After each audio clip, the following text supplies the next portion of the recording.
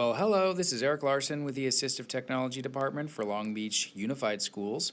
In this video, I'm going to show you some pretty handy-dandy features on the iPad and what's called the Assistive Touch features menu.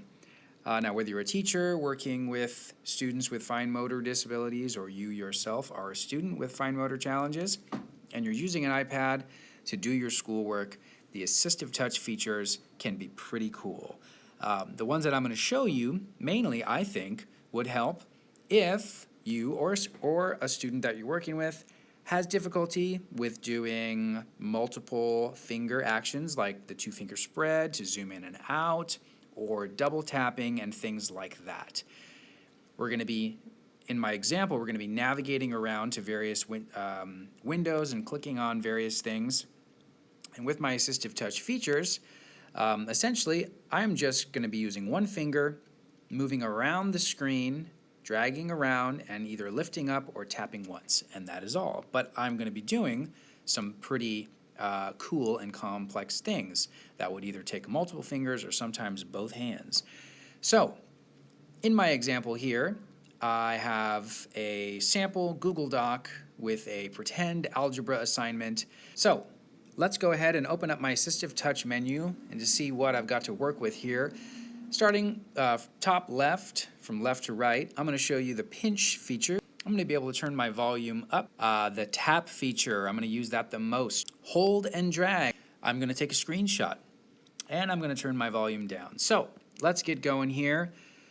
Bullet point 1, watch this video on Algebra Basics. Let's open up my Assistive Touch. I'm going to click on tap.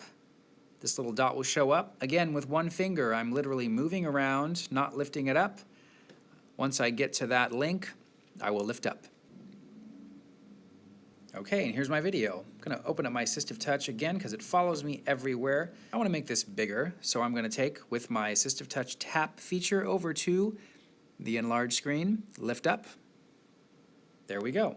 So let's say if you have two terms, 5x plus 4x. These are considered like terms. Whenever you have like terms, you're allowed to add the coefficients. 5 plus 4 is 9, so 5x plus 4x is 9x. Now, let's take a screenshot and have it saved into my pictures on my iPad. So instead of having to do the double hand click click, I'm going to simply do it by a single tap. Let's go over to my Assistive Touch menu, and I have screenshot there. And there that picture goes, saved into my notes, which I can drag into my drive later and organize. Let's head on back to the document.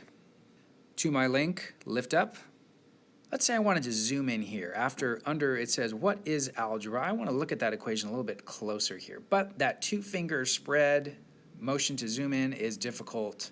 So let's open up my Assistive Touch, activate what's called the pinch feature. I am literally going to take one of my fingers on the bottom circle and I'm going to drag back. And in I go. Zoom. Again, this is a single finger action. All right. Let's zoom back out here. I want to get rid of that feature for now, so I'm going to click back into my Assistive Touch and click out to clear that. Scroll down here a bit.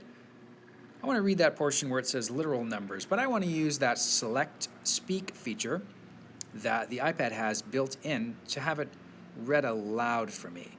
So let's go here to the feature called hold and drag, get that same little dot. Instead of having to do a double tap, I simply go over to the word that I want to select and release, and it selects that. Now, pull that circle over and essentially highlight that paragraph there. I click back into my Assistive Touch to clear that. Click back on, again, all this is just single finger taps. Click back on what I've highlighted, and I already have speak there. Literal numbers, the letters used in algebra, like the W, H, and R in the examples of the area of a rectangle and the area of a circle, or constants where the value does not change. Well, that's a quick little video on some Assistive Touch features on the iPad to help accommodate for fine motor challenges. And remember, you have the power.